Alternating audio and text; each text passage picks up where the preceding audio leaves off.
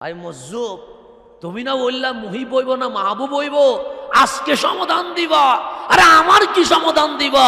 তোমার কাফনও নাই, জানাজাও নাই, কবরস্থও নাই, নিজেরটা ঠিক হয় নাই, আমারটা কিমনে ঠিক হবে? পাগল উঠে বসে গেছে। এই নিজামউদ্দিন, মুহিব হইও না, মাহবুব হয়ে যাও। আমি মুহিব হইছি বলে আমার কাফনও জুটে নাই, আমার জানাজাও জুটে নাই। মাহবুব হয়ে যাও, মওলাও তোমার পাগল হবে, দুনিয়াও তোমার পাগল হবে। তা আল্লাহ বলছে, ইন কুনতুম তুহিব্বুনাল্লাহ ফাত্তাবিউনি, যদি আল্লাহরে ভালোবাসো আমার হাবিবের গোলামি করো। হাবিবের গোলামি করলে কি হবে? বলছে ফাত্তাবিউনি ইউহিব্বুকুমুল্লাহ। আরে হাবিবের গোলামি করো, আমি আল্লাহ তোমারে মাহবুব বানাইয়া দিয়া দিব। আমাদের বিষয় বর্তমান যুব সমাজ এবং কারবালার যেই ঐতিহাসিক প্রেক্ষাপট, সেটার সাথে যুবকদের চরিত্র কি হওয়া উচিত, এটা আমার বিষয়। একটা জিনিস মোহাম্মদপুরের মানুষ একটু গবেষণা করে দরকার। আমরা বান্দা হয়েছি, আল্লাহ বান্দার নাম। যেমন আপনি গাবিকে আল্লাহ বাকারা বলেছে, জিনকে আল্লাহ জিন বলেছে, হাতিকে আল্লাহ হাতি বলেছে। যেমন আলাম তারা কাইফা ফাআলা রাব্বুকা বিআসহাবিল ফিল, ওটকে আল্লাহ ওটেই বলেছে, বাঘকে আল্লাহ বাঘই বলেছে, আসমানকে আল্লাহ আসমান বলেছে, জমিনকে আল্লাহ জমিন বলেছে, মাছকে আল্লাহ মাছ বলেছে। কিন্তু যখন মানুষের কথা আসছে, আল্লাহ মানুষ পরে বলেছে। আল্লাহ বলছে, ওয়া ইয ক্বালা রাব্বুকা লিল মালাইকাতি ইন্নী জাইলুন ফিল আরদি খলিফা। আল্লাহ একমাত্র বান্দাকে তার খলিফা হিসেবে নির্বাচিত করে দিয়েছে। সব প্রাণীর নাম আল্লাহ আলাদা আলাদা বলছে। আনআম চতুষ্পদ জন্তু। এখানে কথা বলতেছে, এখানে কে খুব বেশি ডিস্টার্ব করতেছে না? বাচ্চারা মাহফিলে আসবে, তবে কোথায় থাকবে? পিছনে থাকবে। ওরা আসবে মাহফিল, আবার মাহফিল থেকে বের করে দিবেন না, পিছনে দিবেন। ওরা দুষ্টামি করুক, এটা ওদের বয়সের সাথে এখন যেটা যায় সেটাই তো দিতে হবে। দুষ্টামি করবে বাচ্চারা, আমরা তো আর দুষ্টামি করবো না। বয়সীটা কি আমাদের আছে নাকি? নাই তো আমরা যারা দুষ্টামি করবো না, ওরা সামনে বসবো যাতে মাহফিল বুঝতে পারে। আর বাচ্চারা যদি একটু দুষ্টামি করবে, ওদেরকে দিবেন কোথায়? পিছনে। ওরা দুষ্টামি করুক, আমাদের কোনো আপত্তি নাই, কারণ আস্তে আস্তে শিখবে। একদিনে কি সব শিখতে পারবে না? চিল্লাবে, বসবে, কাঁদবে, হাসবে। একদিন দেখবেন আপনার মতো আমার মতো বয়সী হয়ে গেলে তারাই আবার এই জমিনে হুসাইনি মাহফিল সাজিয়ে দিয়ে দিবে। সেজন্য বাচ্চাদেরকে পিছনে দিবেন, বসবে বসবে, কথা বলবে, খেলা করবে, করুক। কিন্তু সামনে বসায় যদি চিবি ধরেন, এটা আবার অনাধিকার চর্চা হবে। আমি অধিকার হনন করার পক্ষে না, আমি অধিকার দেওয়ার পক্ষে। সেজন্য আমি বাচ্চা কথা বললে ওদেরকে বসে উঠি, পিছনে যাও। কেন? তুমি ইচ্ছা মতো কি করতে পারো, কথা বলতে পারো, তুমি কথা বলো, আমার কোনো আপত্তি নেই, কিন্তু সামনে বলিও না, পিছনে বলো। সেজন্য আমার রসুল বলছে, প্রথমে কাতার যেটা করবেন বাচ্চাদেরকে দিবেন কোথায়? পিছনে, সামনে দিবেন না। কেন? যে সামনের নামাজ চলছে, এখানে আল্লাহর বান্দার সম্পর্ক চলছে, এখানে আওয়াজ, শব্দ, চিৎকার করার কোনো সুযোগ নাই। এখন বাচ্চা পিছনে দুষ্টামি করুক, এতে কোনো আপত্তি নাই। আবার যার সন্তান তার প্রতি একটু দরদ, ভালোবাসা, তা স্বাভাবিক থাকবে। আমার সন্তানের প্রতি আমি দুর্বল থাকবো, আপনার সন্তানের প্রতি আপনার দুর্বলতা থাকবে। সেজন্য আমার রসুল জুমার খুতবা দিচ্ছে, হঠাৎ করে দেখলেন ইমাম আলী মাকাম, ইমাম হাসান, ইমাম হুসাইন মসজিদে ঢুকেছে। কামলিওয়ালা মিম্বরে খুতবা বন্ধ করে নিচে নেমে গেছে, হাসান হুসাইনকে কুলে নিয়ে আবার মিম্বরে উঠে আমার নবী খুতবা পড়া শুরু করে দিয়েছে।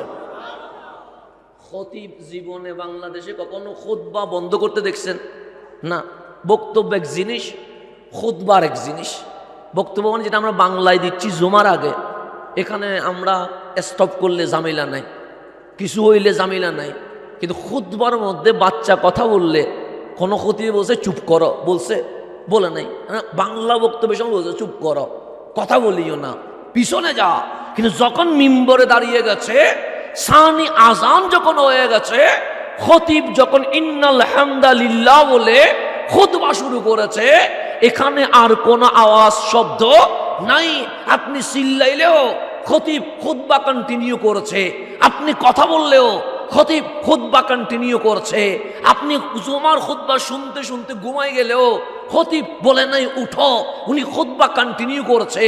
তাহলে আপনার রাঙ্গুনিয়া, চট্টগ্রাম, বাংলাদেশ আমরা কোথাও দেখি নাই খতিব কখনো খুতবা বন্ধ করেছে, কিন্তু আমার কামলিওয়ালাও কখনো খুতবা বন্ধ করে নাই। কিন্তু ইমাম আলী মাকাম সৈয়দুশ শুহাদা ইমাম হাসান হুসাইন যখন তাশরীফ আবরি করেছে মসজিদে নববীতে, ইমামুল আম্বিয়া উনাদের আগমনে নিজের খুতবা বন্ধ করে দিয়েছে। এটার নাম হচ্ছে ইমাম হাসান, যাদের জন্য আমার নবী খুতবা বন্ধ করে দেয়।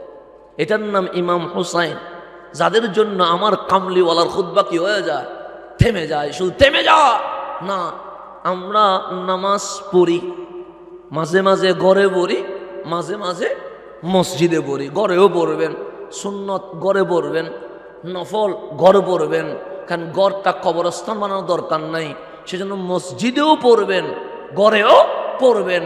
তা আমার রসুল নামাজ ঘরেও পড়ে, মসজিদেও পড়ে, তাহাজ্জুদ পড়ে ঘরে, সুন্নত পড়ে ঘরে, নফল পড়ে ঘরে। আর জামাত যখন শুরু হয় তখন নামাজ পড়ে কোথায়? মসজিদে। রহমতুল্লিল আলামিন নামাজ পড়ছে। তা আমরা যখন নামাজ পড়ি, মাঝে মাঝে আমার বাচ্চা পাঞ্জাবি ধরে টান দেয়, মাঝে মাঝে আমার পিঠে ওঠার চেষ্টা করে, মাঝে মাঝে ধাক্কাধাক্কি করে, কিন্তু এতক্ষণ আমরা নামাজ ভেঙে দেই না, বা নামাজ থেকে আমরা বাচ্চারে কুলে নিয়ে ফেলি না, বা নামাজ চলমান অবস্থায় আমরা বাচ্চাকে কখনো সময় দেই না। কেন? রবের ইবাদতে বান্দার খেয়াল কখনো চলতে পারে। তা আমার কামলিওয়ালা যখন একলা নামাজ পড়তেন, আম্মাজান আয়েশা সিদ্দিকা তাহেরা রাদিয়াল্লাহু তাআলা আনহা বলছে, রুকুতে গেছে তো গেছে, মনে হয় আর উঠবে না, উঠছে তো উঠছে, রব্বানা ওয়ালাকাল হামদ হামদান কাসীরান তাইয়্যিবান মুবারাকান ফি চলছে, মনে হয় আর সিজদায় যাবে না, সিজদায় গেছে তো গেছে, মনে হয় আর উঠবে না, উঠে দাঁড়াইছে তো দাঁড়াইছে, ফাতিহা চলছে, বাকারা চলছে, আলে ইমরান চলছে, মনে হয় আর রুকুতে যাবে না, পাগুলো ফুলে যায়, মনে হচ্ছে শরীর বলছে ইয়া রাসূলুল্লাহ এবার থামেন না, অনেক হয়েছে। কিন্তু আমার কামলিওয়ালা কখনো নামাজ থেমে দেয় নাই। তো একলা যখন নামাজ পড়তেন, কিয়াম লম্বা, রুকু লম্বা, সিজদা লম্বা। আর যখন জামাতে আসতেন, যত বড় জামাত আমার নবী তত জামাত ছোট করে দিতেন। কেন? সে বয়স্ক মুরব্বীর কষ্ট হবে, বাচ্চাদের কষ্ট হবে, রুগীদের কষ্ট হবে। আমি নবী কাউরে কষ্ট দিতে আসি নাই, আমি নবী জান্নাতি বানাইতে চলে আসছি। সেজন্য ফজরের নামাজ লম্বা হয়। ফজরের নামাজে মুসল্লি বেশি না কম? কম। তো কম যে কারণে জামাত লম্বা হয় সেই কারণে, কারণ ফজরের মুসল্লিগুলো একটি মুসল্লি, এগুলা যেগুলো আসছে এগুলার ইমান ইয়াকিন এটা কি আছে? মজবুত আছে। সেজন্য আমার রসুল বলছে ফজরটা একটু লম্বা করো। কেন? সে কারো যদি ঘুম থেকে একটু দেরিও হয়, সেই জন্য এসে ফজরের জামাতের সওয়াবটা যেন অর্জন করতে পারে। কারণ ফজরে উঠতে কি হয়ে যায়? কঠিন হয়ে যায়। আর জুমার নামাজে মুসল্লি কম না বেশি? বেশি। যারা 5 ওয়াক্ত নামাজও পড়ে না ওরা তো জুমাতে আসে। আমার নবী জুমার নামাজে সূরা পড়তেন ছোট ছোট। কেন? সে বয়স্ক মুরব্বী আছে, বাচ্চা আছে, অসুস্থ মানুষ আছে, সুতরাং জুমার কেরাত লম্বা হবে না, জুমার কেরাত কি হবে? ছোট হবে। তাহলে মুসল্লি যখন বেড়ে যায়, কামলিওয়ালা নামাজ কি করে ফেলে? সংক্ষিপ্ত করে ফেলে। তো এশারের নামাজ শুরু হয়ে গেছে। আমার রসুল এমনি নামাজ পড়লে রুকুতে দেরি করে, সিজদায় দেরি করে, আর যখন জামাতে পড়ে তখন সুবহান রাব্বিয়াল আলা 3 বার, 5 বার, 7 বার, সবচেয়ে বেশি হলে 9 বার, এর চেয়ে বেশি নয়। কামলিওয়ালা এশারের নামাজ শুরু করেছেন। সাহাবায়ে কেরাম বলে আজ 9 বার হয়ে গেছে, রসুলের মাথাটা উঠছে না, আজ 5 মিনিট চলে গেছে, কামলিওয়ালা সেরে পাক তুলছে না, আজ 20 মিনিট চলে গেছে, রহমতুল্লিল আলামিন আল্লাহু আকবার বলছে না। নাহনু নাখাফ, আমরা বড় ভয় পেয়ে গেছি। যে কেন ভয় পাইছেন? আমরা ধারণা করছি ইন্তাকালা হাবিবুহু ইলা রফিকিল আলা।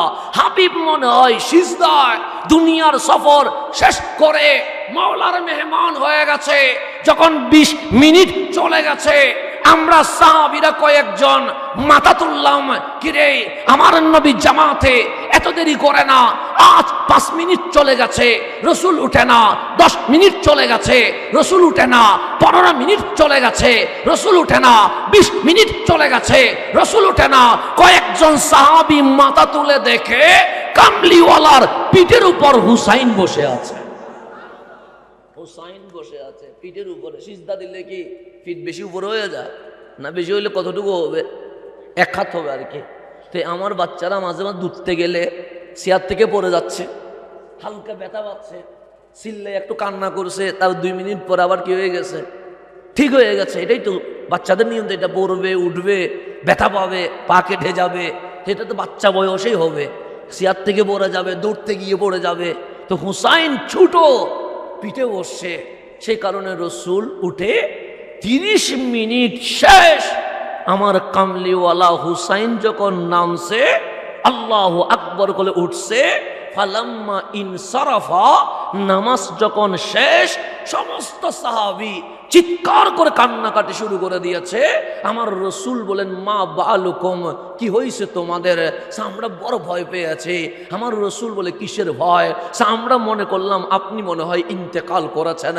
আমার নবী বলে, ভয় পায়ও না, কারণ আমি রসুল বলেই যাব, আশঙ্কা চলে যাব না। আমার হুসাইন পিঠে উঠে গিয়েছিল, সেই জন্য সিজদা লম্বা করে দিয়েছি। কেন? যে সিজদা থেকে হুসাইন পড়ে গেলে ব্যথা পাবে, ব্যথা পাইলে উফ বলবে। আমি নবী সব মানতে পারি, কিন্তু আমার হুসাইনের উফ আমি কখনো মানতে পারি না। এটার নাম ইমাম আলে মাকাম ইমাম হুসাইন। আচ্ছা, আমরা একটু গভীর মনোযোগ দিবেন, আর ওটা বুঝতে লাগবেন না? বুঝলেন না? ঠিক আছে, অসুবিধা নেই, বুঝিলই। গভীর মনোযোগ। আমি যেখানে যাচ্ছি, আমরা খুব ক্লান্ত, কখনো বাসকালে কখনো সাতকানে ধুতে ধুতে হরানো যাচ্ছে। কারণ মানুষ বিপদে থাকলে শুধু মাহফিল করার নাম সুন্নিয়ত না, মানুষের সেবা করার নাম এটাও সুন্নিয়ত। এটাও মনে রাখবেন, শুধু মাহফিল করে করে চলে গেলে হবে না, শুধু বিরিয়ানি খাইলে হবে না, বিরিয়ানিও খাবেন, এটা সমস্যা না, মিষ্টিও খাবেন, এটাও জায়েজ, জিলাপিও খাবেন, এটাও জায়েজ, মাহফিলও করবেন, এটাও জায়েজ। সুখে দুঃখে মানুষের পাশে থাকবেন। কেন? মাহফিলের নাম শুধু সুন্নিয়ত নয়, মানব সেবা করার নাম, এটার নামও সুন্নিয়ত, এটার নামও কি সুন্নিয়ত। তো সেজন্য কারণ মানুষকে মেসেজ দিতে হবে যে আমার সুন্নিয়ত মানে শুধু আমরা মিলাদুন্নবী করে এটা নয়, রসুলের মিলাদে যেমন খুশি হয়েছি, রসুলের কর্মকেও আমরা বুকে ধারণ করি। কেন? আমার নবী সর্বপ্রথম হিলফুল ফুজুলের মাধ্যমে মক্কার জমিনে মানুষের অধিকার প্রতিষ্ঠা করে দিয়েছে। রসুল কি শুধু মাহফিলে ব্যস্ত ছিলেন? না, না, রসুল মানবতার কাজ করেছেন।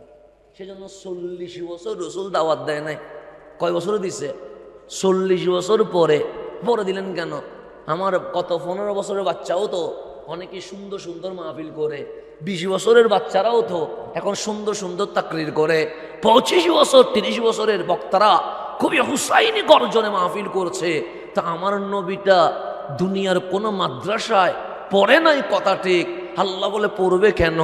আর রহমান আল্লামাল কোরআন। এই নবী পৃথিবীতে আসার আগে আমি আল্লাহ নিজে শিক্ষক হইয়া আমার হাবিবকে কোরআন শিখিয়ে দিয়েছে। কোরআন শিখাইছে কে? আল্লাহ। কাকে? আমার রসুলকে। তো যিনি আল্লাহ থেকে শিখে, ওনাকে আবার বান্দা থেকে শিখার দরকার আছে নে? আল্লাহ বলে, হাবিব মাক্তাবে যাবেন না, মাদ্রাসায় যাবেন না, স্কুল কলেজ ইউনিভার্সিটি যাবেন না। কেন? আপনি যদি ছাত্র হন, আপনার যদি কেউ শিক্ষক হয়, ছাত্রের চেয়ে শিক্ষকের মর্যাদা বেশি হয়ে যাবে। আমি আল্লাহ সৃষ্টি জগতে আমার নবীর চেয়ে কাউকে বেশি মর্যাদা দিতে পারবো না। সেই জন্য আমি আল্লাহ শিক্ষক হইলাম, হাবিব আমার ছাত্র হইল। কিন্তু মা আমেনার ঘরে যখন এসে গেছে, হাবিব এখন আর ছাত্র নাই। হাবিব বলে দেন, আমি ছাত্র হয়ে আসি নাই, বুইসতু মুআল্লিমান, আমি বিশ্ববাসীর শিক্ষক হয়ে পৃথিবীর জমিনে চলে এসেছি।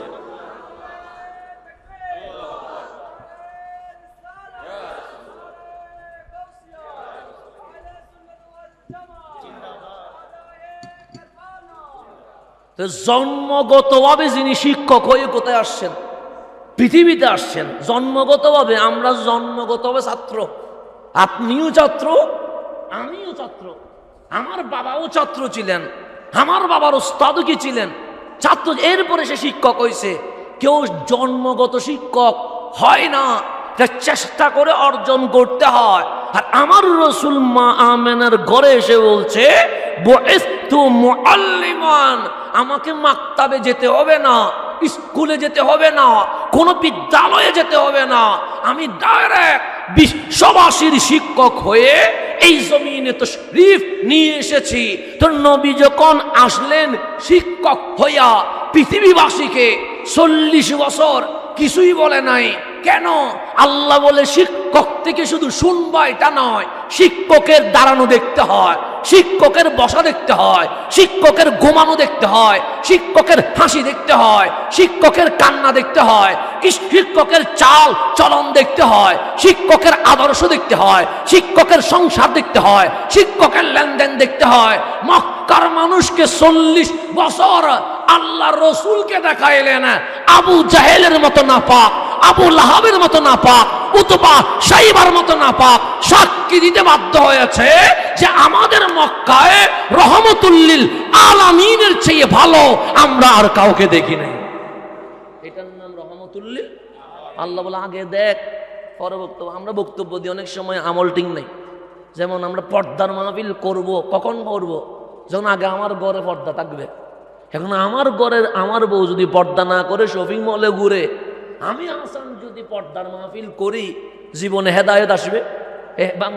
হেদায়েত আসতেছে না কেন? মাহফিল তো অনেক, মাহফিল বেশি মাদক কমে না, মাহফিল বেশি জেনা কমে না, মাহফিল বেশি অশান্তি কমে না, মাহফিল বেশি মারামারি কমে না। কেন? একটা জিনিস বাড়লে আরেকটা জিনিস কমবে, ভালো জিনিস বাড়লে খারাপ জিনিস কমবে। এখন মাহফিলও বাড়ছে, মাদকও বাড়ছে, মাহফিলও বাড়ছে, জুয়াও বাড়ছে, মাহফিলও বাড়ছে, জেনাও বাড়ছে। আগেরকার মুরব্বীরা কবরস্থান দেখলে কান্না করতো, এখন মুসলমানের সন্তান কবরস্থানের উপর বসে জুয়ার খেলার আসর বসিয়ে দিয়েছে। আমি অনেক গ্রামের কবরস্থানের উপর দেখছি সাড়াইতে বসে কাঠখালা খেলে। কিসের উপর বসে? কবরস্থানের উপর। কবরের উপর উসমান যুন নুরাইন রাদিয়াল্লাহু তাআলা আনহু, যিনি রসুলের হাত থেকে একবার নয় কয়েকবার জান্নাত কিনে ফেলছে। ওনার নাম ওসমান যুন। একবার কিনে নাই, কয়েকবার কিনছে। আমি জান্নাতে যাব কিনা গ্যারান্টি নাই, ওয়ারেন্টি নাই, কিন্তু উসমান যুন নুরাইন জান্নাতি, এতে কোনো সন্দেহ করলে ইমান চলে যাবে। আমি যদি এখন উসমান যুন নুরাইনের যদি সমালোচনা করি, সাহাবীয়ে রাসূলের যদি সমালোচনা করি, ইমান থেকে কি হয়ে গেছে? আপনি আমার সমালোচনা করেন, গুনাহ হবে যে গীবত করার কারণে, এর চেয়ে বেশি কিছু হবে না, ইমান যাবে না। কিন্তু আমার নবীর সোহবতে যারা 1 সেকেন্ডের জন্য বসে গেছে, ওনারা এত দামি হয়ে গেছে যে সামান্য সমালোচনা করবা, তোমার নামাজ, তোমার রোজা, তোমার হজ, তোমার যাকাত, তোমার মাহফিল তা মুহূর্তের ভেতরে বরবাদ হয়ে যাবে। কেন? সাহাবীয়ে রাসূলের তাজিম, আহলে বাইতের গোলামি, এটাই ঈমান, এটার নাম আহলে সুন্নাত ওয়াল জামাত। এটাই ঈমান। এটা ঈমান বাদ দিয়ে আপনি কপাল কালো করলে কোনো লাভ আছে? নাই। সুতরাং সাহাবীয়ে রাসূলের তাজিম, আহলে বাইতের গোলামি, দুইটাকে কি করতে হবে? সমন্বয় করতে হবে। দুইটা থেকে একটার ভিতরে যদি সামান্যতম বেয়াদবির প্রকাশ হয়, বেঈমান হওয়ার জন্য এতটুকুই কি হবে? যথেষ্ট হবে। আপনি বাংলাদেশের রাজনীতি আছে না? নেই? আছে। 5 বছর এই দল, 10 বছর ওই দল, 20 বছর এই দল, এরকম করে কি হয়? ক্ষমতা চেঞ্জ হয়। এক একজন এক এক দলে বিশ্বাসী, এরকম বাংলাদেশে আছে না? নাই? আছে। আমাদের মোহাম্মদপুর রাঙ্গুনিয়ায় কেউ আওয়ামী লীগ করছে, কেউ বিএনপি করতেছে, কেউ জাতীয় পার্টি করতেছে, কেউ ইসলামী ফ্রন্ট করতেছে, এরকম দল ভিন্ন ভিন্ন আছে না? নাই? আছে। কোন দল বলল আমি অমুক রে প্রধানমন্ত্রী মানি না, ইমান কি চলে যাবে? না। সে একটা দল করে সে বলতে পারে আমি আমার বিপরীত দলকে মানি না, ওনাকে আমি প্রধানমন্ত্রী মানি না বলতে পারে। রাজনৈতিক গণতন্ত্রের দেশ, কেউ কাউকে সাপোর্ট করবে, কেউ কারো বিরোধিতা করবে, স্বাভাবিক বিষয়। মানলে না মানলে এখানে কিছু আসে যায় না। তো সুতরাং বাংলাদেশে যেহেতু গণতান্ত্রিক দেশ, এই দেশে বিভিন্ন দল আছে। এক দল বলছে আমি এই দলের প্রধানমন্ত্রীকে মানি না, আরেক দল বলছে আমি এই দলের প্রধানমন্ত্রীকে মানি না। যখন কেউ অ্যাকশনে যায় তখন আমরা বিরোধিতা করি না, অ্যাকশনে যাইও না। কেন? গণতান্ত্রিক রাষ্ট্র, সবাই তার মত স্বাধীনভাবে বলতেই পারে। তো তোমার ক্ষমতা আছে বলে তুমি জুলুম করিও না, এ কথা আমরা বলি। কিন্তু কেউ যদি বলে সিদ্দিক আকবরের খেলাফত মানি না, এতটুকু বললেই বেঈমান হয়ে যাবে। এতটুকু বললেই কি বেঈমান? আমি বাংলাদেশের প্রধানমন্ত্রী মানেন নাই, সমস্যা নেই। রাষ্ট্রপতি মানেন নাই, বলুন গণতান্ত্রিক রাষ্ট্র না মানলে কি হয়েছে? আমি স্বাধীন বাংলাদেশের নাগরিক, আমি না মানতেই পারি, আমি তোমাকে ভোট নাও দিতে পারি, তোমার বিরোধিতা করতে পারি, এটা বলবেন, কিন্তু এতে কোনো সমস্যা নাই। কিন্তু কেউ যদি বলে ফারুক আজমের খেলাফত মানি না, উসমান জুন্নুরাইনের খেলাফত মানি না, মাওলা আলীর খেলাফত মানি না, এতটুকুই যথেষ্ট কি হওয়ার জন্য? বেঈমান হওয়ার জন্য। হয়তো বাংলাদেশের না মানলে আপনি যুক্তি দিচ্ছেন আমি স্বাধীন নাগরিক, মানতেও পারি নাও মানতে পারি, কিন্তু খোলাফায়ে রাশেদিনের ব্যাপারে বলতে পারবেন না আমি স্বাধীন নাগরিক, মানতেও পারি নাও মানতে পারি। সে না, এটা হিন্দু বলবে, বৌদ্ধ বলক, সাকমা বলক, নাস্তিকে বলক, মুসলমান বলতে পারে না। কেন? সে মুসলমানকে সে মা কানা বলছে লিল মুমিনিন ওয়াল মুমিনাত, মুমিন নরনারীর কোনো অধিকার নাই। আমি আল্লাহ, আমার রসুল যেটা এখতিয়ার করব, পছন্দ করব, এর বিপরীতে গিয়ে কোনো কিছু পছন্দ করার কোনো অধিকার। সেজন্য আল্লাহ প্রথম পৃষ্ঠায় বলছে ওয়াল্লাযিনা ইউমিনুনা বিল গায়ব। আল্লাহ প্রথম পৃষ্ঠায় বলতেছে আল্লাযিনা মানে যারা, ইউমিনুনা ঈমান আনছে, বিল গায়ব না দেখে। না দেখা মানে কোনো প্রশ্ন করতে পারবেন না, কোনো যুক্তি আনতে পারবেন না, কোনো দলিল প্রমাণ দরকার নাই। বিল গায়ব, বাস আমার রসুল যা বলেছে যথেষ্ট, দলিলের দরকার নাই, আমি ঈমান নিয়ে এসেছি। এটার নাম কি? মুমিন। আপনি কি আল্লাহ দেখছেন? দেখেন নাই, কিন্তু বলছেন লা ইলাহা। আপনি কি রসুল দেখছেন? দেখেন নাই, কিন্তু বলতেছেন মুহাম্মাদুর সাল্লাল্লাহু আলাইহি ওয়াসাল্লাম। আপনি কি জিবরিল দেখছেন? দেখেন নাই। আজরাইল দেখছেন? দেখেন নাই। মিকাইল দেখছেন? ইসরাফিল দেখছেন? কিন্তু আপনি বলছেন আমি সমস্ত ফেরেশতাকে কি করতেছি? মানতেছি। কবরের ভিতরে সওয়াল জবাব হয়, দেখছেন নি? দেখেন নাই। কবর যে জান্নাত বা জাহান্নাম হয়, এটা কি নিজের চোখে দেখছেন নি? দেখেন নাই। হাসরের ময়দানে উঠতে হবে, এটা কি কখনো নিজের চোখে দেখছেন নি? দেখেন নাই। কিন্তু না দেখার পরেও বলছেন আমানতু, মালিক আমি ঈমান এনেছি। তো আল্লাহ চাইলে দেখা দিতে পারে না? অবশ্যই পারে। তো মালিক দেখা দেয় নাই কেন? যেমন আমার ভাইজানজি বললেন যে হুজুর উনি কোটিপতি, বলার সাথে সাথে আমি ওনাকে জড়াই ধরে বললাম আমি আপনাকে ভালোবাসি, কিন্তু এই ভালোবাসা মন থেকে আসে নাই। কোটিপতি যখন বলছে, তাহলে এখানে ভালোবাসার ভিতরে স্বার্থ আছে। আমি টাকার লোভে বলছি আমি আপনারে ভালোবাসি, বললে কিছু আমার প্যাকেটে কি করতে পারে? ঢুকতে পারে। আর উনি বললেন হুজুর এই মানুষটা ভালো না, খারাপ, 7-8 জনকে মেরে ফেলেছে। আমি ওটা জড়াই ধরে বললাম আমি আপনারে ভালোবাসি। কেন? এখানে কোনো লোভ নাই, কিন্তু এখানে কোনো ভালোবাসা নাই, ভয়ে বলছি আমি আপনারে ভালোবাসি। আল্লাহ বললে আমি যদি তোমাদেরকে দেখা দেই, হিন্দুও বলবে আমানতু বিকা, নাস্তিকও বলবে লা ইলাহা ইল্লাল্লাহ। কেন? কেউ জান্নাতের লোভে ঈমান আনবে, কেউ জাহান্নামের ভয়ে ঈমান আনবে। আল্লাহ বলে লোভেও ঈমান আনিস না, ভয়েও ঈমান আনিস না। যদি মন চায় মালিকরে ভালোবাসি, হাবিবকে ভালোবাসি, এই ভালোবাসার খাতিরে ঈমান নিয়ে আসো। সেজন্য আল্লাহ বলে ইন কুনতুম তুহিব্বুনাল্লাহ তুহিব্বুনাল্লাহ, ভালোবাসার কথা চলবে, আসো। ভালোবাসলে ঈমান আনো, নাহলে ঈমান আনার দরকার। ঈমান যখন আনছেন ভালোবাসি, আল্লাহ বলতেছেন এখন চুল তুমি খেলোয়াড়ের মতো কাটতে পারবা না, তুমি প্যান্ট নায়কের মতো পড়তে পারবা না, তুমি নারী নায়িকার মতো চলতে পারবে না। কেন? তুমি ভালোবেসে যখন ঈমানের বাউন্ডারিতে চলে আসছো, এখন তোমার সাথে আমার একটা লেনদেন শুরু হয়েছে।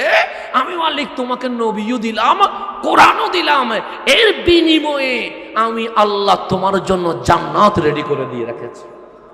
তুমি আমি হ্যাঁ বললে তুমি হ্যাঁ, আমি না বললে তুমি না। মুসলমান এর বাইরে যাওয়ার কোনো সুযোগ নাই। হ্যাঁ, প্রত্যেকটা যুক্তি দিয়ে প্রমাণ করা যায়। এখন মিলাদুন নবী প্রমাণ করব কারে? যে মানে না তারে। আপনি মানেন, আমি আপনার সামনে দলিল দেওয়া মানে মস্কারি করা। আপনি বলুন হুজুর আমার সামনে দলিল দেওয়া দরকার কি? আরে আমারে যদি আপনি বুক ছিড়িয়ে ফেলেন, আমি তার উপরেও বলবো ঈদে। তো আমি যারা ঈদে মিলাদুন নবী মানে তার সামনে আর ঈদে মিলাদুন নবীর ফজিলত বর্ণনা করার দরকার আছে নাই। সেজন্য আমি এখন আর কোথাও ঈদে মিলাদুন নবীর ফজিলত বর্ণনা করি না। কেন? আমি বলছি আপনারা বুঝাইলেও যা, না বুঝাইলেও তা। আপনি বলছেন আমি নবীর ব্যাপারে কোনো কম্প্রোমাইজ করব না বিনা দলিলে। আমরা বলছি ঈদে। তা আমরা এই মাহফিল ঈদে মিলাদ কাদের জন্য করি? যারা মানে না তাদেরকে বোঝানোর জন্য বলি। কারণ হেদায়েতের মালিককে বুঝানো দায়িত্ব আমাদের, কিন্তু আমাদের হেদায়ত কাউরে দিতে পারবো না। যারা আছে ওদেরকে বুঝায় আমার নবীর চেয়ে দামি আর কেউ নাই। তুমি যদি নবী পায়া খুশি হইতে না পারো, কি পায়া তুমি খুশি হবা? যেই নবীর উম্মত হওয়ার জন্য সকল নবী কান্না করেছে, যেই নবীরে পাওয়ার জন্য সকল নবী দোয়া করেছে। আরে যে খলিল খলিল হওয়ার পরেও কাবার সামনে দাঁড়িয়ে বলছে রব্বানা ওয়াবাস ফিহিম রাসূলা, মাওলা আমার আর কিছু লাগবে না, আখেরি পয়গম্বরটা আমাকে দিয়ে দাও। নবী নবী হওয়ার পরেও বলতেছে আমারে রাসূল দাও। রসুল রসুল হওয়ার পরেও বলতেছে আমারে কি দাও? হাবিবকে দিয়ে দাও। এটার নাম নবীদের প্রেম, রসুলদের প্রেম। তো যেই নবী রসুলরা পর্যন্ত হাবিবের জন্য এত অপেক্ষা করেছিল, সেই নবীরে যখন আমরা পাইছি, আমাদের চেয়ে আনন্দিত এই জমিনে আর কেউ হতে পারে? এই আনন্দিত হওয়া, এটার নাম কি বলে? ঈদ বলে। ঈদ বলে। আপনারা যেমন দেখেন কেউ জেল থেকে বেরোইলে মিষ্টি খাওয়াইয়া বলে আজকে আমাদের ঈদ, আজকে আমাদের কি। তখন আবার কোনো বেদাত টেদাত বলে না, আমরা দেখছি, খেয়াল করছি। তখন আবার গাড়িতে ফুল দিয়ে তুলি ফুলের মালা দেয়, দেওয়ার পরে দেখলাম মিষ্টি খাওয়াইয়া বলে আজকে আমাদের ঈদ। কোত্থেকে বেরোইছে? জেল থেকে বেরোইছে। জেল থেকে বেরোইলে যদি ঈদ হয়ে যায়, যেই নবী আসি আমাদের মতো জাহান্নামীর উম্মত বানায়া জান্নাতি বানাচ্ছে, সেই নবীরে পায়া এর চেয়ে বড় ঈদ এই জমিনে আর হতে পারে না। আল্লাহ যেন বুঝার তৌফিক নসিব করে। এখন আসেন আমরা ঈমান আনছি দেখে না না দেখে? না দেখে। না দেখে একটা গভীর মনোযোগ নিবেন। আপনারা শুনেছেন এখানে যেহেতু অনেকেই মাদ্রাসার স্টুডেন্ট আছে, তারা এসেছেন আল্লাহ এবং রসুলের মোহাব্বত। চাইলে ডাক্তার হতে পারে, ডাক্তার হইলে ভালো টাকা পয়সা ইনকাম করা যায়। চাইলে ইঞ্জিনিয়ার হতে পারে, ইঞ্জিনিয়ার হলে ভালো ইঞ্জিনিয়ার হলে অনেক বেশি টাকা পাওয়া যায়। চাইলে ওরা সচিব হইতে পারে, সচিব হইলে ডান হাতের চেয়ে বাম হাতে ইনকাম আরো কি হইতে পারে, বেশি হতে পারে। তো দুনিয়ারে লাথি মেরে দিয়ে মাথায় পাগড়ি নিয়া এগুলো বসে গেছে একটা কারণে, হাবিবের মোহাব্বতের কারণে। আর কিছু না, আর কিছু। ওরা জানে আমরা কোটিপতি হতে পারবো না। ওরা জানে মাদ্রাসায় বললে 5 তলা বিল্ডিং হতে পারে না। ওরা জানে যে আমি যদি দ্বীনের কাজ করি আমাকে জায়গায় জায়গায় হয়তো লাঞ্ছিতও হতে পারে। হক কথা বলতে গেলে লাঞ্ছিত হবে। তো আমরা খতিবরা অনেক সময় কোরআন শরীফ খুলে অনেকক্ষণ অপেক্ষা করি যে কোন আয়াত ধরবো, কারণ এমন এমন কিছু আয়াত আছে যেগুলো মাহফিল করলে খতিবের চাকরি চলে যাওয়ার সম্ভাবনা বেশি আছে। তো এখন খতিবে কোরআন শরীফ খুলে বলতেছে সুদের বিরুদ্ধে বলা যাবে না, কারণ বললে আবার অমুকে কি করবে, রাগ করে ফেলবে। ঘুষের বিরুদ্ধে বলা যাবে না, অমুকে রাগ করবে। দুর্নীতির বিরুদ্ধে বলা যাবে না, অমুকে রাগ করবে। হারামের বিরুদ্ধে বলা যাবে না, অমুকে রাগ করবে। এখন খতিব সাহেব পৃষ্ঠাগুলি দেখলেন শুধু 1-2টা আয়াত পাওয়া গেছে, কুল হু আল্লাহু আহাদ, এটা বললে সবাই খুশি হবে। উনি 4-5 জমা শুধু এটার উপরে কি করে দিয়েছেন, চালাই দিয়েছেন। কেন? ফ্যাট তো চলতে হবে। তো অনেক সময় খতিবেও হক কথা বলতে পারছে না, চাকরি যদি চলে যায়। তো এখন খতিবের বিশ্বাস হচ্ছে চাকরি গেলে উফুসে থাকতে হবে, তাওয়াক্কুল নাই, তাকওয়া নাই। তো খতিবের যখন তাওয়াক্কুল নাই, তাকওয়া নাই, সেখানে মুসলমানের কখনো বিজয় হওয়ার সম্ভাবনা নাই। তো আমি আপনি যদি এই ঈমান রাখতাম চাকরি গেলে যাবে, আমার রিজিকের মালিক বান্দা নয়, আমার রিজিকের মালিক রাজ্জাক আমার আল্লাহ। আমি হক কথা বলবো, প্রত্যেক মসজিদের মিম্বর থেকে হকের আওয়াজ যদি চলে আসে, খোদার কসম একদিনের ভেতরে ফিলিস্তিনের মসজিদ আকসা বিজয় হয়ে যাবে। একদিন লাগবে, যে একদিন। হকটা বাইরে চল, হক কি হয়ে গেছে, মুখের মধ্যে গোপন হয়ে গেছে। আমি সমাজ বুঝে কথা বলি। আমি মাহফিল নামার আগে আমি জিজ্ঞেস করি এলাকার মানুষ কোন বয়ান শুনতে খুশি। এটা জিজ্ঞেস করে তারপর আমরা কোথায় আসতেছি, মঞ্চে আসতেছি, যাতে করে এলাকার মানুষ কি হয়ে যায়, খুশি হয়ে যায়। আরো 2-3টা মাহফিল যেন আমার ডায়েরিতে অ্যাড হয়ে যায় যে আমার লোক দেখেন কতটুকু নিচে নেমে গেছে, তা আমাকে দিয়ে হেদায়ত হবে কেমনে। সেই কারণে এই টুটের কথা বলার আগে বুকটা ঠিক রাখতে হবে। আমার ঘরে যদি পর্দা না থাকে, আমি এখানে পর্দার মাহফিল করলে হেদায়ত হবে না। আমার ঘরে যদি নামাজ না থাকে, এখানে নামাজের মাহফিল করলে নামাজই হবে না। আমার ঘরে যদি মা বাবার সেবা না থাকে, এখানে মা বাবার মাহফিল করলে মা বাবার কদর থাকবে না। সেজন্য বক্তার বক্তব্য তখনই হেদায়ত দিবে যখন 4টা গুণ থাকবে। এক কথার সাথে যখন বুকের মিল থাকবে। কথার সাথে কিসের মিল? বুকের মানে আমলের মিল থাকবে।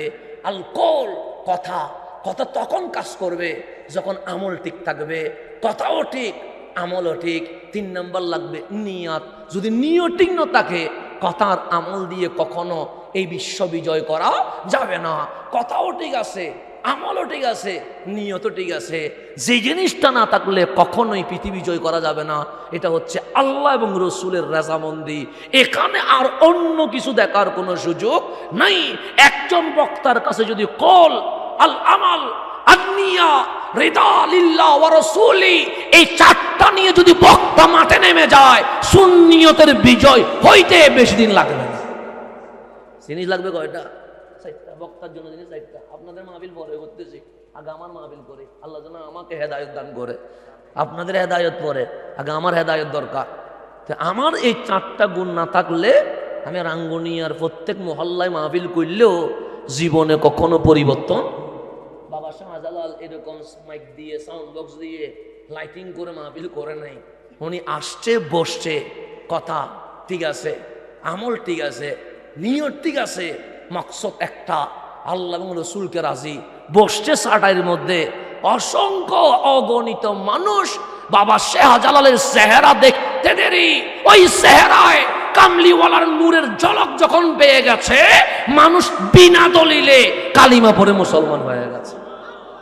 কিন্তু আমরা চিল্লাইতে হয়রান হয়ে যায়, একজনও মুসলমান হয় না। একজন নামাজি হয় না, একজন পর্দা করে না, আমরা চিল্লাই হেদায়েত হয় না।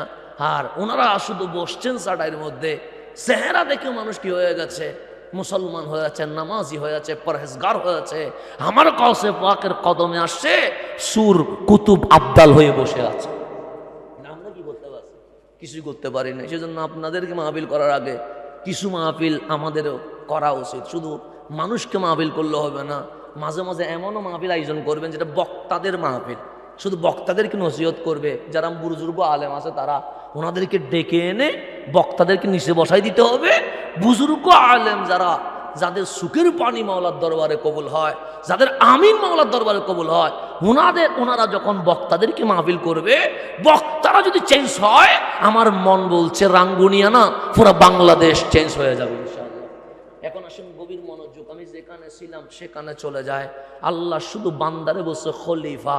খলিফা মানে রাজা, খলিফা মানে গভর্নর, খলিফা মানে বাদশাহ, খলিফা মানে প্রধানমন্ত্রী, খলিফা মানে রাষ্ট্রপতি। এটা আল্লাহ বান্দারে সম্মান দিছে। কেন সম্মান দিছে?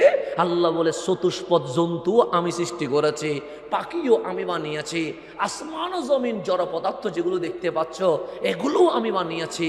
কিন্তু আমি কাউরে খলিফা ডাকি নাই, আমার বান্দারে খলিফা ডাকছি। মালিক কেন? আল্লামা আদমাল আসমা কুল্লাহা। একটা কারণে আমার খলিফারে আমি এলম দিছি, জ্ঞান দিছি, বিবেক দিছি, নলেজ দিছি। সেই কারণে চোখ দিয়ে দেখা, এটা আমিও দেখি, গরুও দেখে। কান দিয়ে শোনা, এটা আমিও শুনি, কুকুরও শোনে। যখন রাস্তা দিয়ে গাড়ি যায়, যখন কি দেয়, বেল দেয়, তখন আপনি যেমন সরে যান, মুরগিও তো সরে যায়, গাভীও তো সরে যায়। তার মানে কান দিয়ে আপনিও শোনেন, আমিও শুনি। ঘ্রাণ যখন নেই, আমিও নেই। গরুর সামনে বালি রাখলে সে খাবে না, সে নাক দিয়ে ঘ্রাণ নিয়ে দেখবে এটা ঘাস কিনা, কুড়া কিনা, খাওয়া যায় কিনা। তার দেখা আমিও দেখি, পশু পাখিও দেখে। শোনা আমিও শুনি, পশু পাখিও শোনে। ঘ্রাণ নেওয়া আমিও নেই, পশু পাখিও নেয়। জিহ্বা দিয়ে স্বাদ, গরম, ঠান্ডা আমি অনুভব করি, গরু ছাগলও অনুভব করে। হাত দিয়ে যে অনুধাবন, এটা গরু ছাগল পা দিয়ে কি করতে পারে? অনুধাবন করতে পারে। এটার নাম পঞ্চ ইন্দ্রিয়। আল্লাহ বলে এটার কারণে বান্দা সারা হয় নাই। এই পঞ্চ ইন্দ্রিয় যেখানে থেমে যায়, সেখানে আকল কাজ করে। যেমন আপনি চোখ দিয়ে দেখতেছেন দোয়া, কিন্তু আপনার বিবেক বলবে দোয়া নয়, নিচে কি আছে, আগুন আছে, এটার নাম বিবেক। গরু দোয়া দেখলে বলবে শুধু দোয়া, ওর ব্রেন বলবে না নিচে কি আছে, আগুন আছে, এটা বলবে না। গরু পানি দেখলে বলবে পানি, কিন্তু আপনি পুকুর দেখলে বলবেন না পুকুরের নিচে কি আছে, মাছ সাপ এগুলো আছে, এটার নাম বিবেক। এখন আপনারে আল্লাহ বিবেক দিয়েছে, আপনি বিবেক দিয়ে দেখলেন বাস ড্রাইভার ছাড়া সামনে যাচ্ছে না, সিএনজি চালক ছাড়া সামনে যাচ্ছে না, নৌকা মাঝি ছাড়া সামনে যাচ্ছে না, জাহাজ নাবিক ছাড়া সামনে যাচ্ছে না, বিমান পাইলট ছাড়া উপরে উঠছে না। হঠাৎ আপনার বিবেক বলছে, হে হাসান, হে বান্দা, যদি একটা বাস ড্রাইভার ছাড়া সামনে না যায়, একটা নৌকা মাঝি ছাড়া যদি সামনে না যায়, একটা বিমান যদি পাইলট ছাড়া উপরে না ওঠে, এই বিশ্ব এক আল্লাহ ছাড়া কখনো চলতে পারে না। এটা বিবেক বলে কি বলে না? বলে। আমি যদি পানি না ডালে পানি পড়ে না, আপনি ডাললেই পানি পড়বে। তো একজন মানুষ যদি পানি না ডালে পানি পড়ে না। পুরো আসমানের পানি যিনি ঝাড়ছে উনিকে আল্লাহ। আমি যখন বাচ্চা ছিলাম, আলহামদুলিল্লাহ বসেন, বইন বোধ আলহামদুলিল্লাহ যাবেন কেন সেদিন না এই রেডি দেখতে নন্দ ঠান্ডা আসান একটা হাজার এলো নন্নর বাড়ি সেদিন না কারো নাতি আরো বাই নেই কেন, কেউ নাতি দেখা যেতে পারিব না, বাহিনী দেখা যেতে পারিব না। উড়ে গেল তো কিছুক্ষণ, আমি বিদায় দিয়ে আমি জন না হদ্দু যেতে আমি চাই, আমার দিকে চলে এসি আইজম ভরে যাবে, সুযোগ নাই তো সামনের দিকে যা। গভীর আমি যেখানে ছিলাম সেখানে চলে যাক। আলহামদুলিল্লাহ রাঙ্গুনিয়ার জমিন আজকে বড় হুজুর কেবলা ছিলেন বলে এ রাঙ্গুনিয়াতে আজ আহলে সুন্নতের জমিন হয়ে গেছে। কথা ঠিক না? আজকে বড় হুজুর ছিলেন বিদায়, আল্লাহ মান্য মিশা হুজুর তো বড় হুজুরের এই ভুল। কথা ঠিক না? এগুলার নিয়ামত আমরা পাইছি আলহামদুলিল্লাহ। চট্টগ্রামের মানুষ বড় ভাগ্যবান।